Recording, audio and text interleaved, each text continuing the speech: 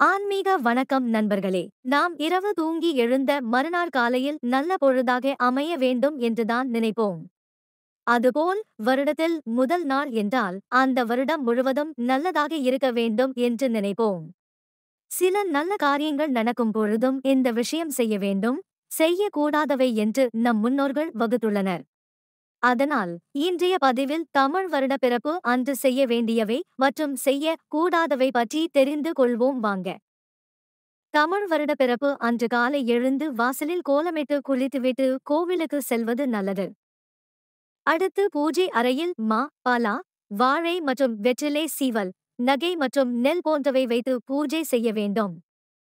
தமிழ் புத்தாண்டு அன்று அறுசுவை உணவான இனிப்பு, கசப்பு, புளிப்பு, துவர்ப்பு, காரம், உவர்ப்பு போன்ற சுவைகள் இருக்குமாறு சமைக்க வேண்டும். எதற்காக இப்படி சமைத்து சாப்பிடுகிறோம் என்றால், இந்த அறுசுவைகளும் கலந்துதான் வாழ்க்கை என்பதை உணர்த்துகிறது. நீங்கள் தமிழ் புத்தாண்டு அன்று தானம் கொடுப்பது சிறந்தது. அதில் குடை தானம், செருப்பு தானம், விசிறி தானம் போன்றவை செய்யலாம். குளிர்ச்சி நிறைந்த பழங்களை தானம் கொடுத்தாலும் சரி, நீங்கள் சாப்பிட்டாலும் சரி, நல்லது. மேலும் நாளை உப்பு, மஞ்சள், குங்குமம், வெற்றிலை, பாக்கு, பழம் போன்றவற்றை வாங்குவது குடும்பத்தில் லட்சுமி கடாட்சத்தை உருவாக்கும், பணவரவும் அதிகரிக்கும். மேலும் அன்றைய தினம் நீங்கள் நகை வாங்கினாலும் செல்வ செழிப்போடும் ஆபரணங்களும் சேர்ந்து கொண்டே இருக்கும். தமிழ் வருட பிறப்பு அன்று செய்ய கூடாதவை என்று பார்த்தால், வீட்டில் நகத்தை வெட்டக்கூடாது, முடிகளையும் வெட்டக்கூடாது, அசைவ உணவுகள் சாப்பிடக்கூடாது.